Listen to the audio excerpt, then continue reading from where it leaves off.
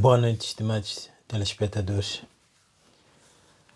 Foi lançado esta semana em Maputo o processo de auscultação pública do Fórum de Diálogo Interpartidário. Trata-se de uma iniciativa importante na medida em que reconhece a necessidade de os partidos políticos conversarem entre si fora dos momentos eleitorais. Isso ajuda a construir a confiança, que é um recurso muito importante para a estabilidade política. No entanto, para que esse esforço tenha impacto, é fundamental começar por reconhecer uma dificuldade central do nosso sistema político, que é a crise de representatividade. Na política, representar significa dar voz e corpo a interesses sociais organizados, sejam eles camponeses, trabalhadores urbanos, empresários, jovens, mulheres, comunidades locais ou mesmo regiões do país. Uma organização política só é verdadeiramente representativa quando traduz em agenda pública as aspirações e preocupações dessas coletividades. Sem essa mediação, a política reduz-se a uma disputa pessoal ou de grupo restrito pelo poder.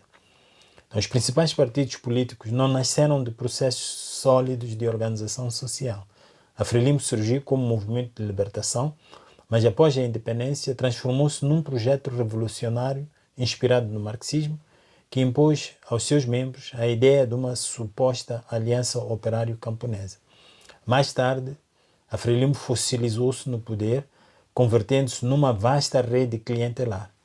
E hoje os seus próprios processos internos existem sobretudo para acomodar interesses dos membros, deles mesmos, regionais e de elites, sendo a principal razão pela qual o Estado se encontra criminalizado e capturado. A RENAM nasceu como grupo armado de contestação ao regime da Frelimo. Embora tenha desempenhado um papel central na abertura política, contentou-se desde então em ser sucessivamente acomodada pelo poder, sem desenvolver uma agenda própria de transformação social. O MDM começou como um movimento genuíno de contestação democrática, mas ao longo do tempo encolheu para se tornar sobretudo a expressão de descontentamentos locais sem capacidade de se afirmar como alternativa nacional. E o Podemos, mais recentemente, apareceu como uma espécie de dissidência da Frelimo, mas não escapou à mesma lógica, que é de representar, antes de mais, os seus membros e dirigentes e não interesses sociais amplos. Este quadro mostra como os partidos, em vez de serem canais de expressão da sociedade, se transformaram em cartéis de acesso ao Estado. O mesmo acontece, em escala diferente naturalmente, com muitas organizações da sociedade civil que, embora atuem sobre problemas reais, raramente resultam de mobilizações sociais profundas, dependendo antes do reconhecimento do Estado ou dos doadores. E o resultado é um sistema político cartelizado, onde tanto partidos como organizações civis disputam o mesmo bem escasso, que é a legitimidade como parceiros oficiais do Estado e da comunidade internacional.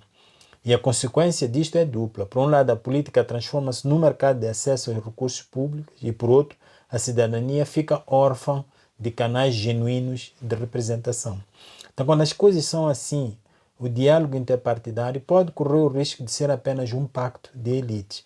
Em vez de abordar os problemas estruturais, portanto, a violência eleitoral, acusações de fraude, exclusão social, pode limitar-se a negociar cotas de influência, cargos e fundos. E esse tipo de diálogo não rompe o padrão. Antes, pelo contrário, reforça-o. Para que o fórum do diálogo tenha relevância, não vai bastar juntar partidos e organizações civis à mesma mesa. Será preciso refletir sobre questões estruturais. E entre elas, pelo menos 4 parecem-me incontornáveis. Primeiro é a representação política. Até que ponto no sistema eleitoral e partidário está realmente a incluir os interesses sociais da população? Ou será que apenas reproduz elites e clientelas? A universalização de interesses. Que incentivos existem ou deveriam existir para que os partidos transcendam bases regionais, identitárias ou pessoais e formulem propostas que falem ao país como um todo? E cidadania ativa. Como transformar a participação política em algo que não se esgote no voto, mas se prolonga em fiscalização, debate e responsabilidade cívica fora dos ciclos eleitorais? E, finalmente, a justiça constitucional, Que garantias temos de que em momentos de crise política os mecanismos de resolução de conflitos são independentes e funcionam como travão real contra abusos de poder?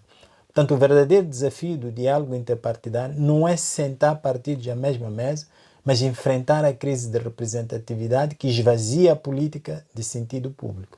Enquanto não se refletir seriamente sobre como os partidos representam, como universalizam interesses, como a cidadania participa e como a justiça garante equilíbrio, o diálogo não passará de mais um ritual de acomodação entre elites. Mais uma vez, boa noite e até a próxima semana.